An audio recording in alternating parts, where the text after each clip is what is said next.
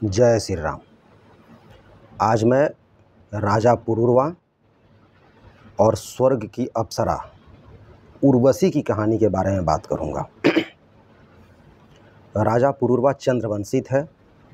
चंद्रमा के पुत्र बुध और माँ सरस्वती की संतान ईला के संतान थे राजा पुरूरवा। बहुत ही प्रतापी और बलिष्ठ राजा थे। एक बार स्वर्ग की अप्सरा उर्वशी स्वर्ग के ऐसो आराम के चाकचौंध से उबकर वो मृत्युलोक घूमने के लिए आई। मृत्युलोक उन्हें बहुत पसंद आया।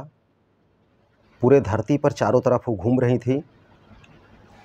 जब वो वापस जाने का उनका मन बना, तब तक एक राक्षस ने उनका अपहरण कर लिया और राक्षस से बचने के लिए अप्सरा उर्वशी और उनकी सहेलियों ने बचाओ बचाओ बचाओ चिल्लाने लगी। उधर से राजा पुरूरवा गुजर रहे थे और उन्होंने एक नारी का वेदनापूर्ण आवाज़ सुनकर रुक गए और फिर उन्होंने राक्षस से युद्ध किया और युद्ध करके उर्वशी को मुक्त कराया। उर्वशी यह देखकर बहुत प्रसन्न हुई और मन ही मन राजा पुरूरवा के प्रति आकर्षित हुई। राजा पुरूरवा भी उनके प्रति आकर्षित हुए। फिर स्वर्ग लग चली गई वो। एक बार भरत मुनि, जो नाट्य शास्त्र के रचयिता हैं, भरत मुनि देवलोक में एक नाटक का आयोजन किए जिसमें उर्वशी माँ लक्ष्मी का किरदार निभा रही थी और नाटक के हिसाब से उन्हें विष्णु भगवान का आह्वान करना था, लेकिन उनके दिल और दिमाग में राजा पुरूरवा चल रहे थे, तो उन्होंने पुरूरवा का आह्वान कर दिया।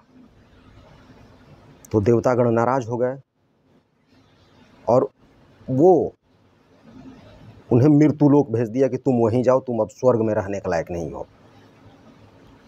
उर्वशी मन ही मन खुश तो हुई, वो आ गई, आकर पुरूरवा से मिले और दोनों साथ रहने लगे, लेकिन एक शर्त पर।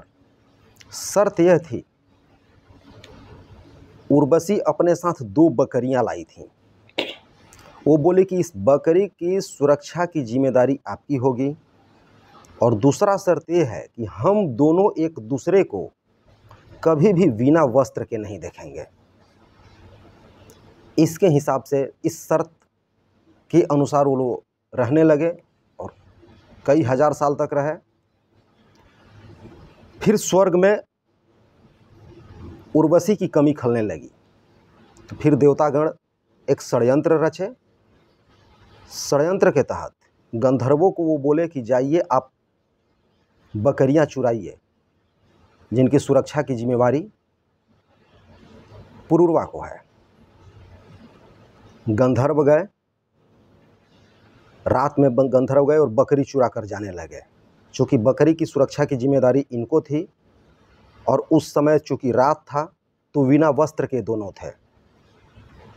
राजा पुरूरवा निकल गए धनुष बाण लेकर, उर्वशी भी पीछे पीछे निकली। उसी समय देवताओं ने उस षड्यंत्र के तहत आसमान में बिजली चमका दिया और दोनों ने एक दूसरे को बिना वस्त्र का देख लिया। शर्त के हिसाब से उर्वशी वापस चली गई। यह वही उर्वशी थी और ये वही पुरूरवा थे जो आगे चलकर इसी वंश में भरतवंशी हुए और अर्जुन हुए।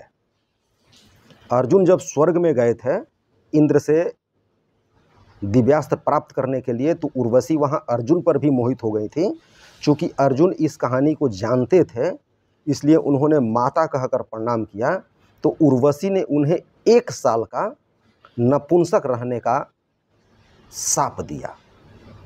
तो उर्वशी और पुरूरवा का मिलन की कहानी भागवत पुराण में है। ऋग्वेद के 10वें मंडल में भी ये बात आती है, लेकिन भागवत पुराण में पूरे कहानी का वर्णन है। धन्यवाद।